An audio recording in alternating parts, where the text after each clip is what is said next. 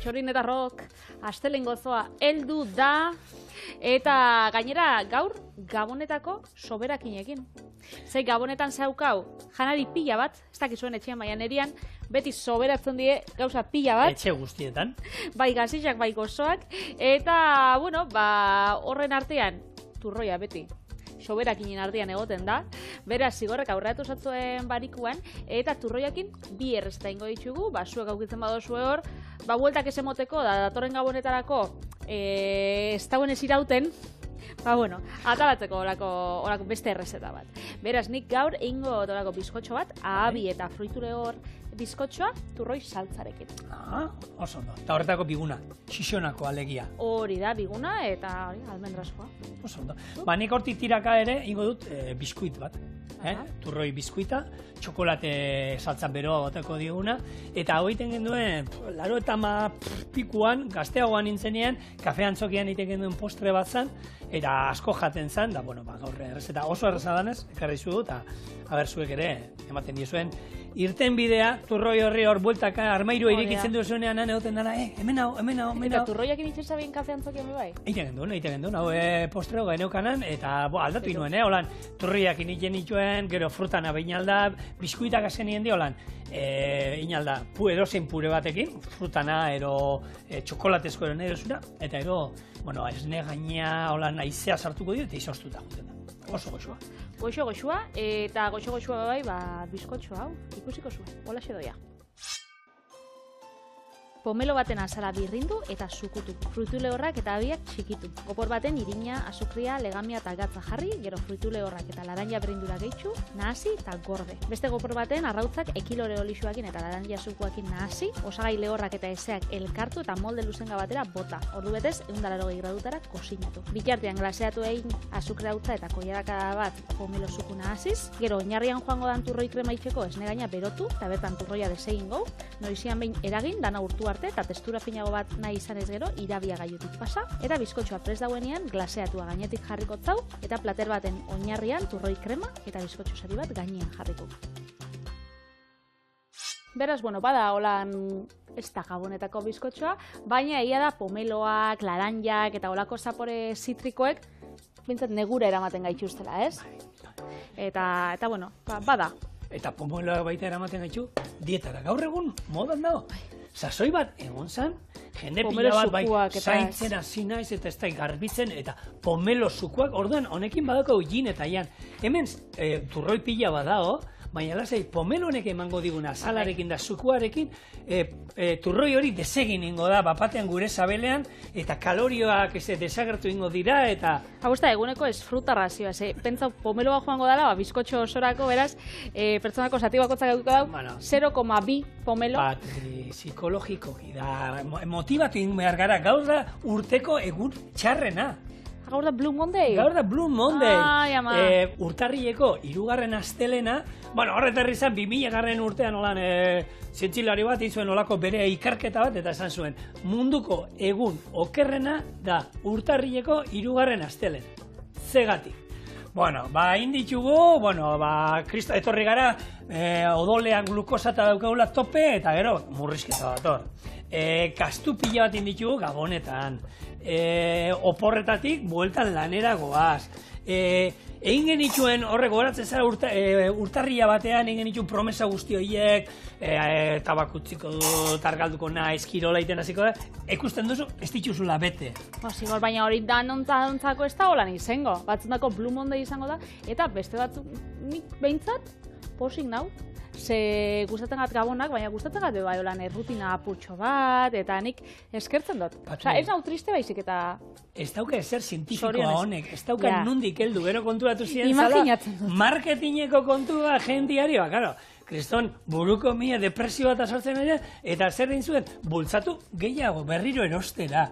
hartu eta junda. Bueno, zer ematen digu dopamina ero, erosketak iteak eta bakigu gauza berriak erosteak, berriro umore altzatzen digutela, eta horti bideratuta zijoan zerbait izan zen.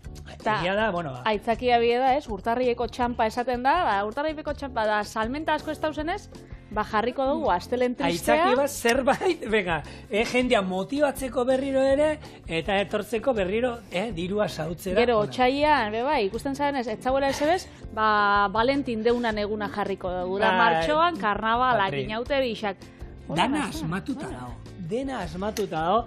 Eta egia da, lemunean oioekin esaten duna, gotzarekin eta normala da moduan gure motivazioa eta egunak askoz motzagoa dira, hotzaiten du, ez du horren beste gonbidatzen lagunekin zerbait hartzera eta terraza batean ero, eta, tokatzen dana, sasoian tokatzen dana da, etxera lehenago jutea, etxekoekin egotea, egon lasai, baina, hauek ere aspatu zuten, eguna jarri zioten holan izena baita, eta, batzuk gaina holan, gaur urteko egun txarrena da, eta hor burumak horregongo dira.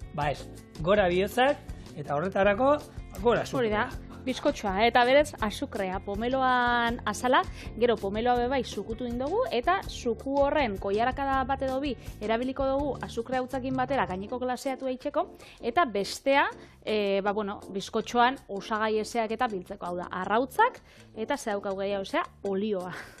Hemen txez daukadala, baina gero jarrikotela botillatik. Berez, ontxe, egingo duguna da, irina, baetu, kaputxo bat. Alderantziz, hemen. Eta gero, arrautzak hemen bertan arrotuko dituzu? Beste baten, eta hori ezeak, eta gero lehorrekin jarriko ditut. Turroia ganagoaz. Xixonako turroia, bakizuan, izendapena dauka, 1970 ero, beraiena daukate. Eta hor ere, nola sortu zen, nok asmatu zuen, teoria ezberdina daude.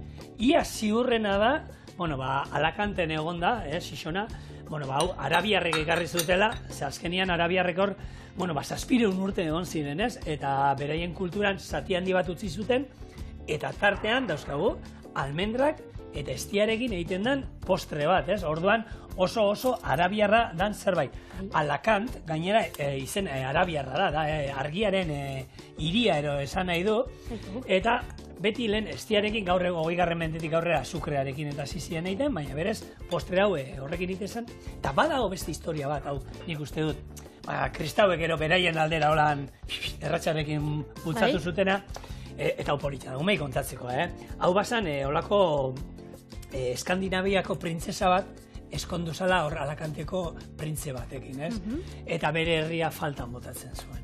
Triste zegoen beti, eta ez da izan.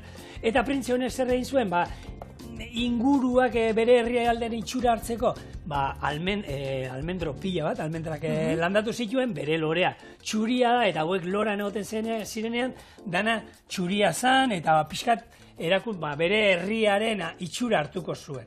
Gero, ikasi dute, almendrak eta jasotzen hasi ziren, eta errege horrek, herritarrei erakutsi zien almendrarekin nola turroia egin. Errege horrek berak erakutsi zien. Berak, ez bere sukaldarea, bera zantiko, umila, xumea. Ondo, hemen, egia da, almendra joango dela turroian saltan, baina fruitu lehor desberdinak jarriko ditugula, ala nora, anakardoa eta intxaurrak. Baina, etxean, beti izaten duguna, aukitzen duzuena, ur batzuk, eta nik abiak kasunetan deshidratatua jarriko ditut. Oso, ondo. Errege horri esker, gaur egun Xixonako turroi zoragarria daukagu, baina, nik gehiago eraketzen naiz, hau arabiarrek ekarri zutela, eta hor famatua bakizu dela, Xizonakoa biguna, eta gero betikoa, gogorra hau Alakantekoa, ez? Hori eska gustatzen dira, bape. Ez? Ani guztai? Horre, txurixak eta gogorrak izaten dira? Kruntxe itxekoa, hortzak, hori da, iso 9.000, hortzei pasatzeko, horre, betu gure jefakin beharko du, nik oine hortzekin da ibili bardala berrik, eta nik badauzka bi berrik jarrita, ez da izaitzu dien bet, nola txikitzen dituzten urrak eta turroia. Turroie... Crash! Edo zer, Patri, edo zertako balio du. Berriz jarriko zue aginak? Ez, hau titanioa, holan, ez da, Iron Man. Iraunkorra da? Oin kusiruten dute. Turroie guztia mintza? Balio duenarekin, izan beharko du iraunkorra, zen bekatxin aletxe. Turroia ganditu baldin baitu, zigor? Bada zeo zer. Hauek, Bakizu, turroiak esenien oinarria dira estia, almendrak eta arrautzak, gero azukrea sartu zitzaien, eta famatuak horkoa dira, daukate bereien eguna, jende pila batzen dana, horre gabonetan, herri guztia sartzen dela ospakizun horretan, eta aipatu genduen duela aste batzuk, turroi ezberdina dauden, zapore ezberdinetakoak era, baina klasikoak inoiz utzik ez dutenak egiten da, gure etxean egia esan, hauek dira, beti biguna eta gogorra.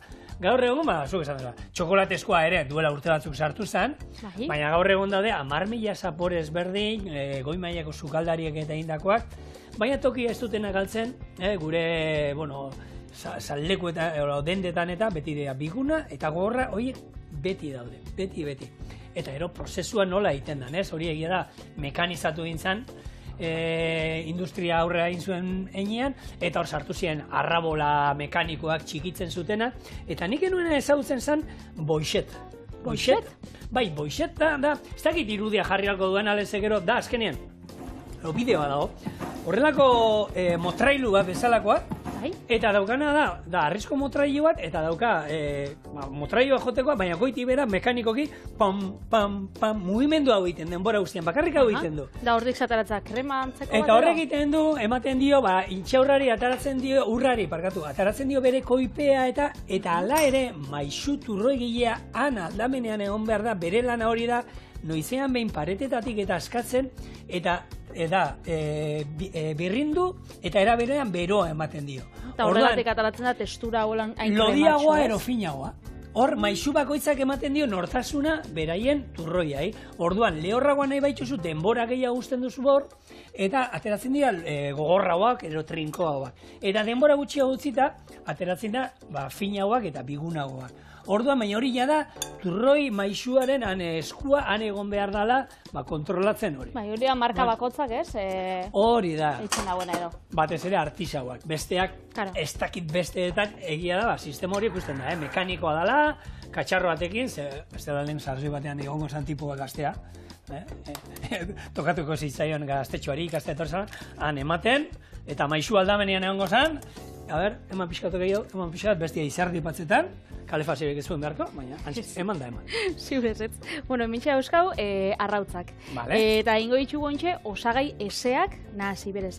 Bi arrautza, ontxe, sukua jarrikot, baina, sukuan. Biko jarakada gordeko ditut. Glaseaturako, eh? Glaseatua egiteko. Gero gainetik joango dena, beraz hementxe. Pomeloa, eta gero biher dugu olixua. Beraz, hemen pixua, eta ontxe olixua joango gara. Kontatzera. Zapore gutxiko bat, ekilore olioa, ero 0,4 oliba bat, ero hemen gradu bateko etzazu erabili holan fuerte da nolako olio bat, ero bai, hori bakoitzen arabera, nahi baduzue zenbat daude, magdalenak ero egin izan ditu hemen, oliba olio virginarekin, horre bai, nahi dugu horren zaporea ero ikutua izatea.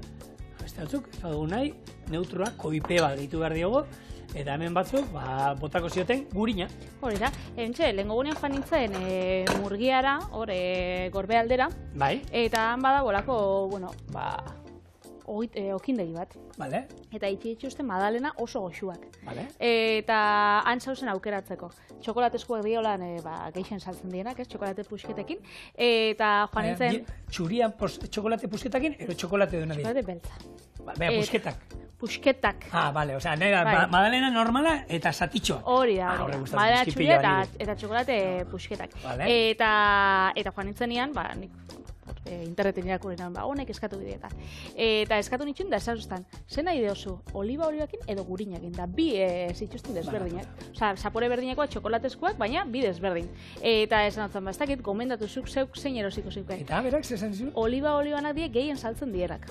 Ni hortan, eta niretzako madalena bada, gurina nahi hau. Madalenak itxeko garaian, eta inituen hemen, azkenak inituena, oliba olioarekin inituen, Hau zan, azkenean, eskatu zigulako, hor, idazku moianok eskatu zigun, zerbait osasuntxuan aldera nahi zuela, eta ez da izan da, iniztun hori. Baina nik aukeran nahi hau ditut gurinanak. Baina, badukat beste rezeta batea, holan, badalena, esaten duen hemen, noizean hemen jateko bada, indizagun betiko errezetakin, holan, potoldu nola egiten du pata?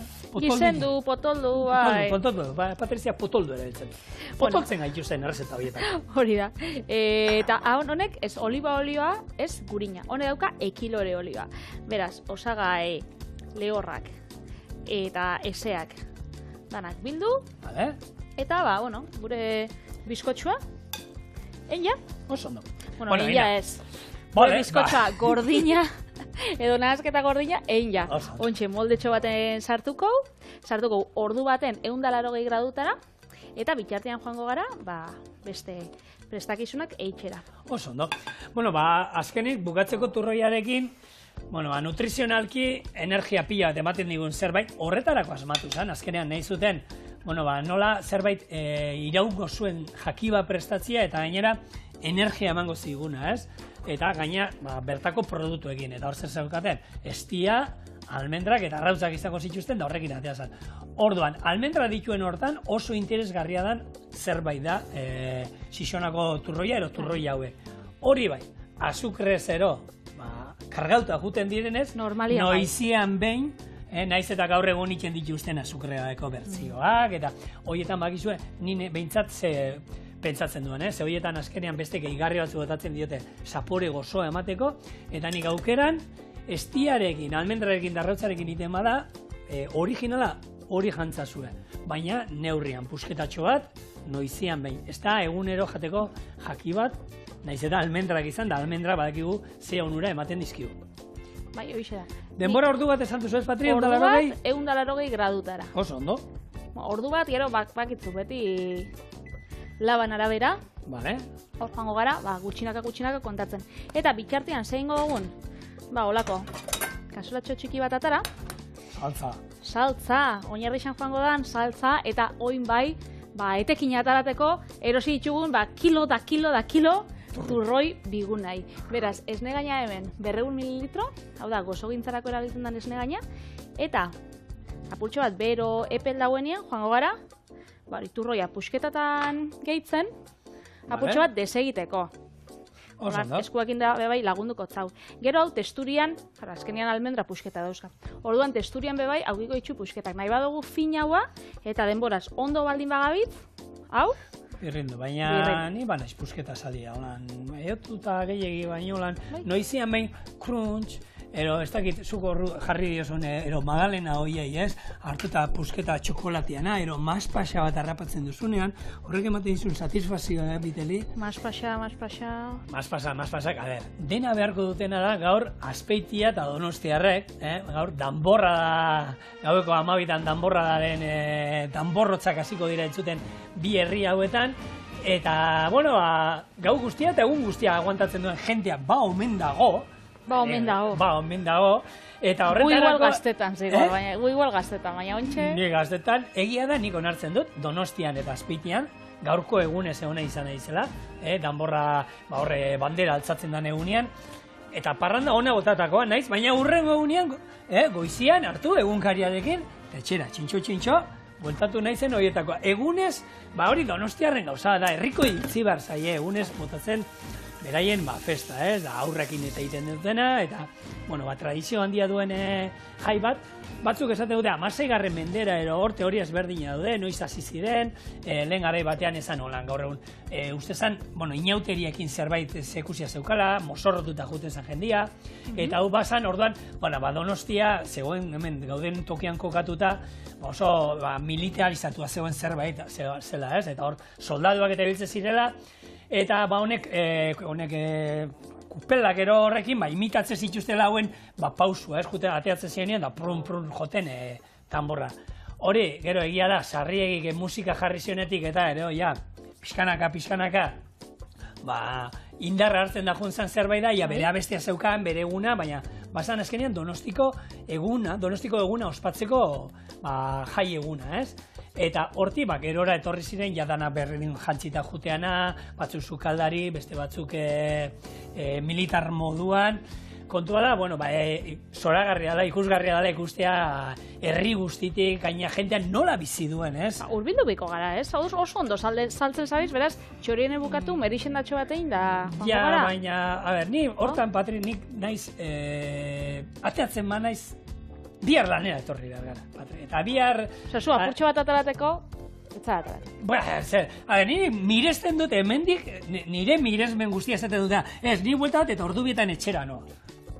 Haundiak zarete, benetan. Ni behin ateatzen ba naiz, ero oso nekatuta nagoa, eta etxera noa, eta bestela, derrigortuta seguretxean arau hori bat zegoen. Egunkariarekin etxera. Eta itxoin behar duzu, egunkariak saltzen hasi arte. Ordu zer ordutan izaten da hori. Bakitzu teknika bat. Bota. Ordu bixetan etxera joen, 8etan alarma jarri, egunkarixa erosi, da buelta. Eta 8etan atzoingo zera hortarako. 8etan, 6etan irekitzen dute. Bueno, guk, hemen digo nartu behar dut, aneugan, basean Pijon tabernia. Bai. Eta Pijonen irekitzen zuen goizeko 8etan. Bai. 7etan igual. Baina, egunkariana pasatzen zen lehenago, eta uste zituen egunkari guztiak, deia, el correo, egin, danak uste zituenan, eta gu etxera joten ginen, periodikoa besapian, hori bai, urrengo unian goizian da. Parkatu Jesusa, lehen egin hartu dut, Da, txangontxo bat. Eta hartu, eta ordaindu. Baina, konfiantza zegoen gure auzoa bezalako auzo txiki batean, juten ginen, hartzen genuen, horrengo egunean jun, eta ordaindu. Esan lapurketa bezala hartu. Esan lapurketa bat. Hori ez. Baina, bai juten ginela, eta horrengo egunean, hartu indute, lehen periodikoak hartu dut, eta bai, zet, ordaindu, eta listo. Zerago koloria da zelako testura daukan honek, eta lehen esan dut zuetena, testura ontxe, nik hobetukot, egizi gorra jolan pusketekin guztetan gakola, baina... Birrindu nahi bazu birrindu ere, Nik birrindu engot. Bitartian, apurtxo bat, osten utzikot, SB apurtxo bat, eta bitartian engot glaseatua. Glaseatu gontzako, ez dagoa misterio handirik, hemen ura apurtxo bat jarri dut glaseatuan testura horrekatzeko, edo, joeteko ikusten, eta hau urakin bebai, enleike, baina, pomelosukoa daukagunez, eta pomeloa dara manez. Hor, badago, ez? Anuntzio bat, zuze egiten duzu. Egoziero gozatu egiten duzu. Aukeran gozatzia badago. Beti gozatu. Beti gozatu, hori da. Gaurko eguna famatu da, hau da, 1957 aurrera Gaztelu bideko afariak, ez? Hor, sukaldari handia joan izan dira kozinatzen, eta hor, lehen nigoratzen naiz gaztean nintzen nien, da hor beti entzutzen. Hor, angulak bai ero bai. Gaurko egunean tipikoa izaten da, ez? Bai, baina hori ere jetxin da. Menu aldatu da. Bai, azkenengo urteotan gainera, debekatu indituztenetik hemen angulak eta, harrapatzia, jetxin dalako pila bat beraien, angulak gero eta gutxio etortzen direlako, eta desagertzea da dudenatik, azkenengo urteetan da, izaten da lebatza saltza berdian, gero azpizuna urte batzuetan, lehen tipikoa oiaskua zan, lehen beti egoten zan oiaskua, bigarren moduan, gero hori azpizunera pasatu zan, urteren baten arkume eman izan dute, beste urteren baten ere zerbait aldatu dute, baina azkenen urteetan uste dute izaten dela, hasiera sarrerako moduan arrain sopa, gero lehatza saltza berdian, azpizuna eta tarta. Hor ere postreekin eta aldatzen edo jundirela, gaur egun uste prezio ez da, 70 euro inguru ero izaten da. Hori da, herri baskara isa edo txokotan jendeak itzen dagoena, jatexetan. Egia da, hori txoko hortan Gaztelu bidekoak egiten dutela, hori izan da, nik gainadakit, hor, gure txorieneko lagun bat, ara sukaldari moduan juten dalako urtero, eta ni bera jarraitz, beti bialtzen dit menua zerringo duten da argazkiak. Eta azkenengo urteetan, angula batzu nik jarraitzen dute ikusten, naiz eta entzunda daukadan, kentzeko asmoa ero, ez da kendu dituzten. Egia esan aurten ez da angulak egongo diren. Ze hor batzukena, gula jarri. Ez da bardina. Ez da bardina. Baina, horre, ni bakit urte batean Martin Junzala sukaldari moduan, eta, herrian ezagunan edo zerbait da. Etxe askotan afari berez egiten dute, eta holakoetan, esan dago, normalian azpizuna eta holakoak ezin dia faltatu. Azkenean turroia, ona badau. Esne gainakin holan, bikain, da zatitxo batzuk utzi dotzut, Dana, ez dugu birrinduko. Oso ondo. Betxo, hemen prezio batzuk ekarri izkizut batzi, lehen urtean 1997an, hau zemako estatu zen menua? Zenbat? 125 peseta. 125 pesetakin, gaur egungo euro bat baino gutxiago. Gero egia da, urtekin, igotzen juntzala, eta hor, 1980 urtean, nik oraindik 6 urtetxo besterik eneuzkanean, orduan 1500 pesta zan. Eta igotzen joen zan. Bai, eta gaur egun, dira, 70 eta 70 euro bitartean. Hau da, 10.000 peseta baino gehiago. Bueno, dena bezala, igo nintzen dira presioak, eta bizitza gero eta gareztia bada. Etxiak, nahi betxo, txikixan nintzenean, akordatzen az beti nire aitxetxak esaten zuztan hori esaldixak, nik uste aitxetxa danek esaldi berdina daukiela. Nik horrak peseta batekin zinera joaten nintzen, gero erosten itxun hau, ez dakize, gero ogisa, pastelak, nari peseta batekin? Bai. Ez dakit peseta bat esaten zen edo bost, baina beti olakoak. Eta nik enotzen sinisten, txikitan ez naukan perspektiba hori. Bueno, nik sentimoak ezautu ditut gero, ezautu ditut euroarekin. Baina, karo, ni lehen pesetak ziren, eta gure aikitek eta lehen lau txakur txiki gaitik, ez da izema sentimo gaitik, juten ginen ez da izer da. Eta txakur txiki zade, pesetan baino gutxi hauzienak. Ostra, ordu diegot, baina usteot baietz, bai. Eta hor, nik, karo, sentimoak zer die sentimoak gaitike. Amak esaten da, hori peseta baino lehen hau ziren, da pesetia baino gitxia. Ni pesetia baino gitxia bada, zer. Bai, sentimoa. Basauen. Eta, bueno, guk ez dakizen bat pesetatan salduko egun gure tartan ikusten dogain ikutzeko zu. Venga, ba. Zegor. Hori bai, goiez, itxoiten, zango zut, 43 minutu geratzen diela, eta, bueltan etorrikora, bizkotxuek glaseatua jarten. Gero mosten, eta turroi saltzakin zerbitzatzen. Bizkotxoa. Holan jateko be. Perfectamente. Perfectoa. Perfecto. Egongo zen, baina, bueno, gu jarriko zau. Pomelo glaseatua. Pomelo zaporea altzatzeko.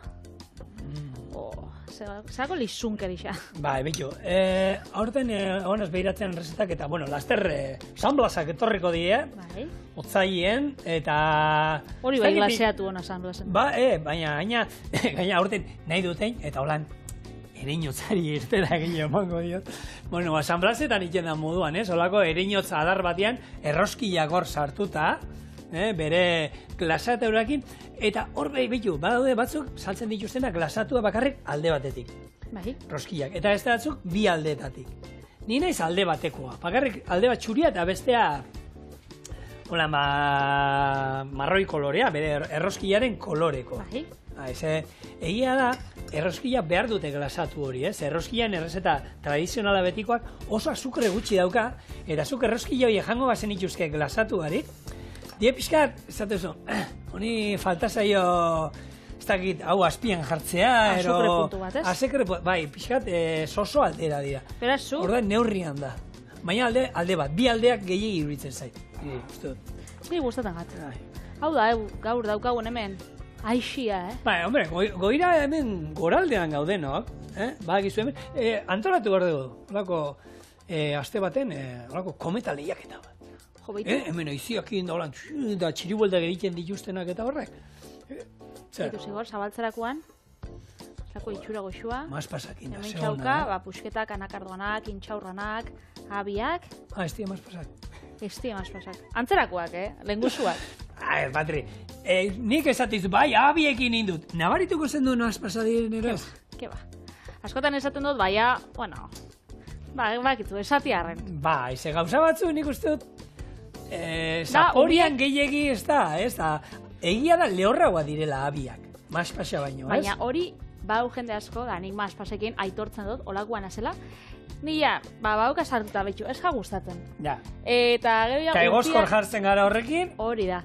Eta hori, umetan bezala, ez hau ez da gura, baina ez tozu probau, da esan gustatzen gatzu, baina batzuk giltzatuta daukau, ez hau ez ja gustatzen. Betu hori gure txikisa ginen da. Baina ez to nahi, ez tozu probau, eta jaten dau, eta ikusten jako gustau inakola. Eta ez esatearen... esaten dau, ez dute gustau.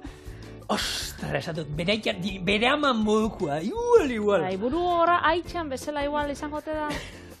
Bueno, ez dakit haitxai guztoko jakon hau. Seguro, baina prest dau, eta probatzera goiaz, gure ahabi bizkotxoa, turroi, saltxarekin. Bueno, da itxasontzi bati, hor, txampan botella botatzen zaila motenean, egin horeak, mesedez. Hala ba. Erdi, 50-50. Erdi eta erdi, bai. Zalan, apurtxo bat hemen busti.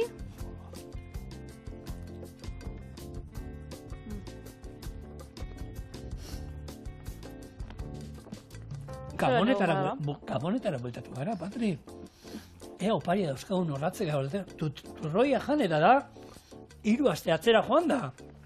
Urte berri hon! Eta berriz, urte berri hon, eta berriz olentzero, eta berriz dana.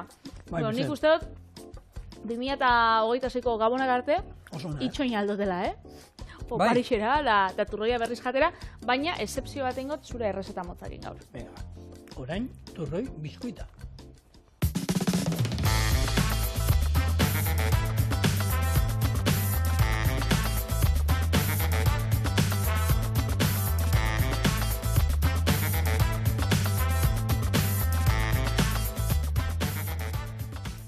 Turroi bizkuita txokolate saltzarekin.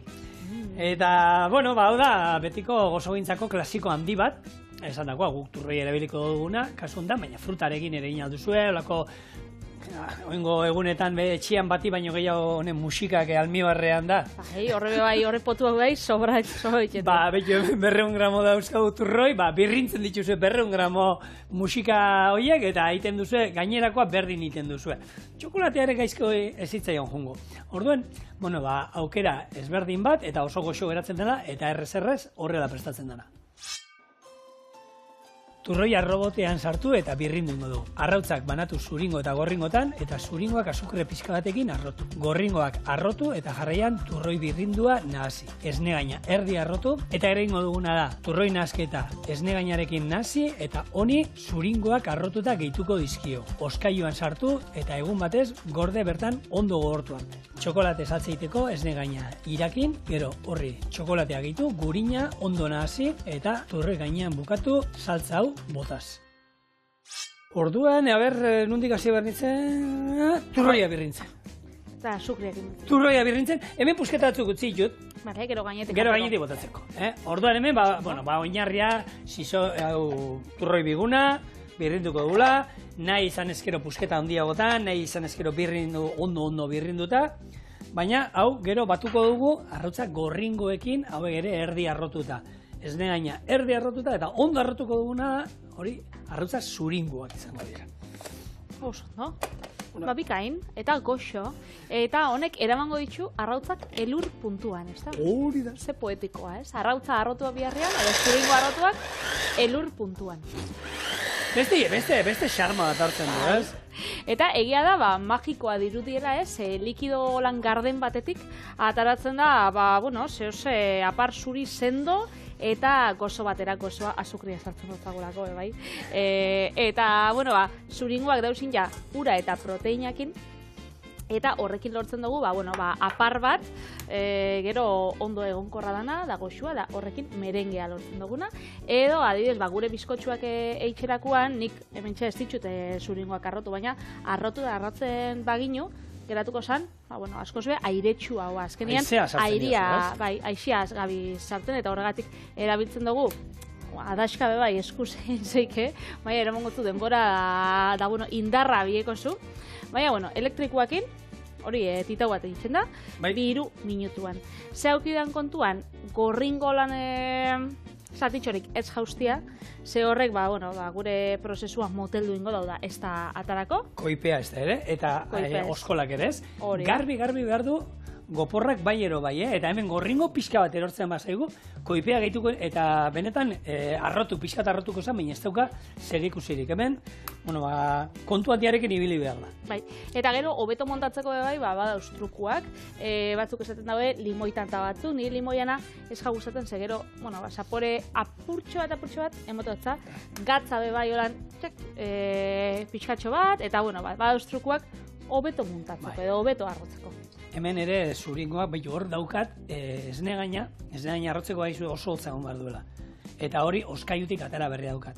Arrautzekin guztiz kontrakoa. Zuringoa, kanpoko temperaturan izaten baitugu, erraxago arrotuko da. Hotzotza badaude gehiago kostatzen zaitu. Orduan, nik haue dauzkat, kanpuan izan ditut, ordu terdi holan, lehenago etorri garenetik, eta orduan, ez dugu esango, epel daudela, baina kanpoko giroan daude. Hemen garrantzitsua, arrotu behar baitu biak eta espadu nahi zikindu beste adaskarik, lehengo beti zuringoa, eta gero gorringoa, esan dakoa. Batez ere ez dugulako garbitu behar, gero. Hemen zuringoa garbitu, eta gero hauek arrotuko ziren berdin. Eiten baitu lehengo gorringoak, adaskak ondo garbitu behar ditugu, gero zuringoa egiteko, ze bestela zuringoa ez zaigu arrotuko. Orduan, zuringoa gaz pixkatekin, eta gero erdia arrotuta daudenean, azukrea gehituko diot erdia, eta beste erdia, hemen arrautza korringo. Horia. Eta, bueno, zerekin jango ditugu biskuit honek turroianak, txokolate saltzakin. Eta txokolatean, bueno, bauka gure historia Euskal Herrian, ez? Lapurdiko hiriburuan, Baionan, behintzat badau tradizioa handia gozo honetan, eta 1854an sortutako Kasenabe etxe historikoan, hor txokolatea ez da bakarrik gozo bat, edo saltza bat, edo tasan hartzeko esperientzia bat da. Osa, esperientzia handi bat. Eta gainera, sentitzen zara, ez dakit, nik uste denbora nola bidai indozuna.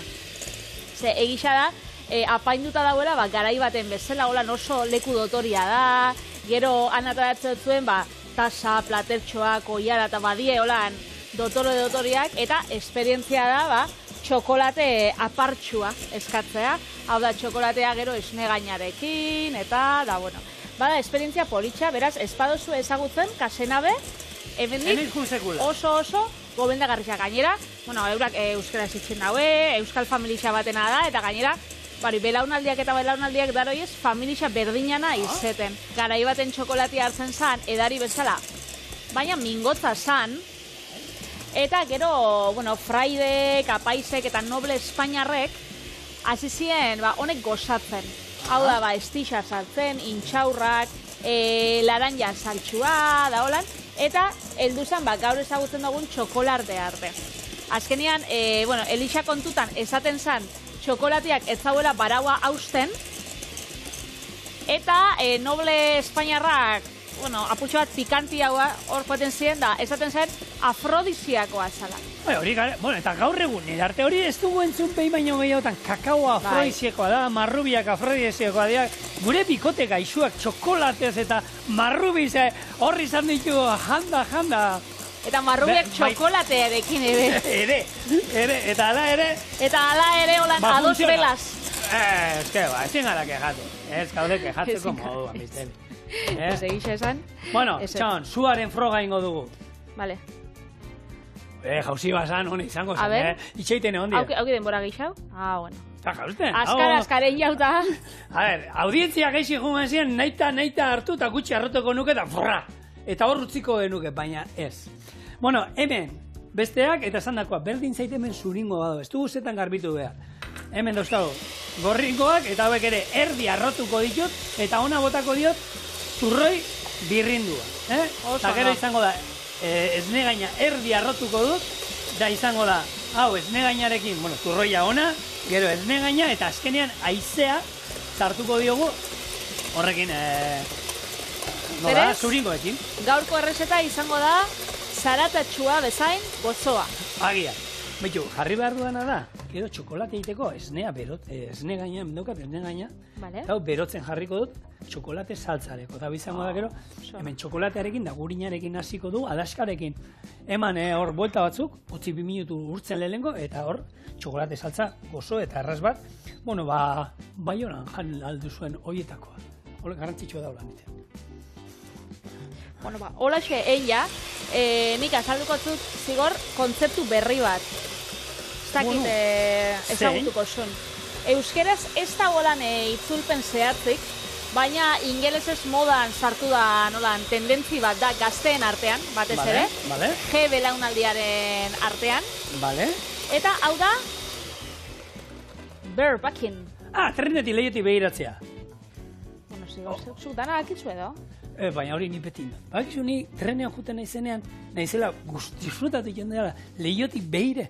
Eta gero behiratzen dut, danak guztiota solen behira. Bueno, utziko zazu kontatzen, gure ikusentzuli hoi. Kontatu zerran, kontatu bai. Trenetik behitzia bada, baina badauka beste esan nahi bat bai. Zer, azkenean, hau, blogari batek edo podcast egile batek atara dauen hitz bat da, bere izena da Curtis Morton, eta, berak esaten dago, azkenean dela, trena hartzia, garraio publikoa, metroa, autobusa, eta ESB digitala erabili barik. Hau da, liburu digitalik ez, musikarik ez, mobilan pantailarik ez, eta, berak esaten dago bai, ahaldan einean, liburu tradizionalak hau da, paperian, besta, hau da, entretenimendua ez aukitzea baizik, eta denbora hori, lehioti behira edo zuretzako bakarrik. Zigorrek esan dau, da ondo laburbildu dau, trenetik behitzea. Bai. Baina, hori da, ez? Eta azkenean, egixara gaur egun oso itxuta gauzela pantaiak ikustera, eta niri amorua emate ostana da, jendiak esaten dago, eske gaur egungo gaztiak beti mobilak indauz. Gaztiak eta esan gaztiak. Zu metruan, joaten bazara behintzat, Bilboko metruan ni askotan hartu dutela, isa egunero, eta ikusten dozu da aldamenikoak behitze dituzu, eta bardin da, aukitzen badaue, 14 edo 84, danak egoten die, pantaila bati begira. Beraz, harritzekoa da. Orduan, bakin horrek itzen dau, hori ez, distrazio digitalan kontra. Eta horrek itzen dau, elkarrizketak, edo batez be, gaztien artean da, nerabien artean, hainbeste pantaila erabiltzeak, eitzen dau. Fizikoki gehiago konparatzea bata bestiakin. Memori xabe bai, geiztia, azkenean, horrek ez, zenbat bidixo ikuste ditugun horrek askarrak, eta gero galdetzen botzu, ze 10 bideo ingoztazulan laburpen bat? Eta etzara, oindala ordu erdi ikusi dosunakin, etzara akordatzen. Gero, elkarrizketak bebai, izatea, sakon hauak eta, xanu hauak. Berez, horren kontra, ez garraio publikotan bebai, baizik eta mugatu ikozan, gure bizitako beste esparrutara, baina bada pausu bat. Ero itxaron gelan, edo zintokitan, edo dania. Nik, dela, 12 urte honitzen lehen aldiz Japonien, eta han, harritu nintzen trenia hori, inor metroan dana, holan behira juten ziela, inok etziola kasurik. Eiken 6 xiltasuna eta hori hona etorrea. Etorrea eta ja baukau hemen, gure kalietan. Txokolate saltza, hemen, utziko dut, minutu batez, txokolatia, esne gainak, irakindu, hor utziko dut. Epeltzen da urtzen pixkanaka, eta gero gurina otako dio, eta adaskarekin nazingo du. Eta hemen oingo duna, erdi arrotu, ze azkenean aizea, hor merengeak emango dio, esne gainak ez dio emango. Esne gainak emango dio puntu krematxua, ja berez honek badaukana. Hau, krematxu egia dago aukeran, baina hemen, esne gaina erdi holan pixkat gorputza eman, eta sartuko du hemen, eta gero aizia, merengeak sartuko dio. Ordan, hemen, askarekin berriro, ezer, dana batzia bakarrik, izan da dira. Gaur bada, eguna ez, zigorrek hasi dauzaioa esaten gaurko eguna dela, akaso urteko astelenik tristeena, baina nik uste dut txorienen, astelenak beti diela alaiak eta gozoak, eta gaurukiko dugun. Koipe eta azukriakin, nik uste dut, alaiak izango diela. Igual, aste arte tristeak, baina astelenak behintzat. Eta bihar ere, beika, bihar arrautza fregituak ingo ditu, eta horrekin ere mundu guztia alaitzen da, zero etxe. Gero esaten da, Gabonen ostian, harin goiez jatera, edo goiez aputxo bat zaintzera, zuk hemen txorienen kontrakoa beti. Bitu, nik, biharko, ingo du berzio bat olan Italiako olako rezeta bat, baina euskaldun dugu, bitu olan. Zerbait jotuko zait, denon guztukoa. Nik bihar ingot, Gabonetako soberakinen beste erezeta. Oso, ondo. Baina egia, horrelakoak ondo etortzen dira, ze azkenean, horri izaten ditugu, bueltaka, oskailuan, edo denalakoa, edo gure apaletan, eta horri irtera bat ematen badiogu, horrelako errezetekin, gaitzerdi. Ondo torriko jaku. Itali, hemen, ingo duna da, hau, zuringo hemen ondo nazi, merengue hau, gure hemen indako merengea, eta gero jarriko ditugu aukera ezberdina daude. Ero olako erretiluetan. Ero hauek gero apurtu egiten direnak eta askatzeko errexau. Silikon askoetan oso ondo askatzen dira, eta hauek ingo dituguna da hori, sartuko ditugu, izozgailuan. 4 ordu gutxienez bai, baina aldala egun batetik bestera gordetzen badugu, hobe. Eta hau ez da gero gogorra geratuko, pixkate aizea sartzen dionez, biguntxua geratzen da. Eta esan dakoa, honi gurina bota eta adaskarekin, emango dugu fuerte, eta listo izango. Zia zuen nik, hau, izozgailuan badauzkatein dakoa, baina haiek ekartzen da hori, eta hointxe, dastatuko ditu.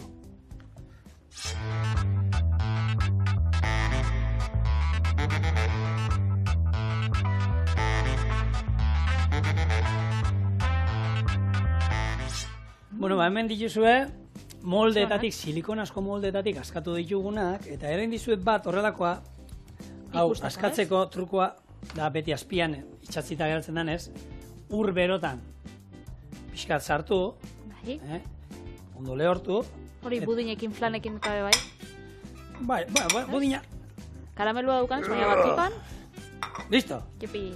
Hor badao. Eta hemen, izan da azkenean, bota dio txokolatea, gurina, eta bitu zet dirdira daukan. Eta hobeto aldamenian, ez? Gainetik jartzen bozo igual. Bueno. Bai. Almohada, bai, hau urtzen jun behar da, eta hau jan behar dugu, hoxe, segitxuan. Segitxuan, hemen. Turroi pixka bat, esne gaina jarri alde dugu hemen, baina horrela, itele. Listo. Turroia jateko beste modu bat, hemen dago zuen, turroi biskuita.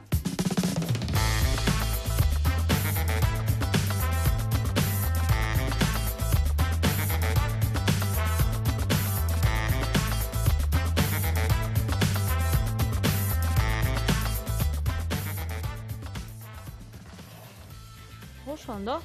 Itele, biko jara. Haundi ez? Ba ez, bada beti haundia, olako gauzak eta aldala haundian beti. Haundixa bet txiki bezala erabileik, alderantziz ez? Ostra, hori historiarako geratuko da, horre, esaldien artean, Hori, Patrizia Bikerik esana. Bona, gustatu zait hori, Gorde behar du niretzat. Bai ez, 2026ko urtarria. Bai. Bueno, ba oso goxua, nik, zuk gordetzen bauzu nire esaldian, nik gordekot zure errezeta, oso goxua. Bai. Ez que ez izango da. Erra. Almenda, azukrea, esne gaina, txokolatia. Horrekin, osagai horrekin, ez da usetan txartu atarai. Ez laguno, eta hau, bukatu da gaurkoa, bihar aste arteak txorien hemen izango da, muturrak garbituta, baina zuek hor zaudete. Beraz, bihar arte, ondo izan. Bihar arte.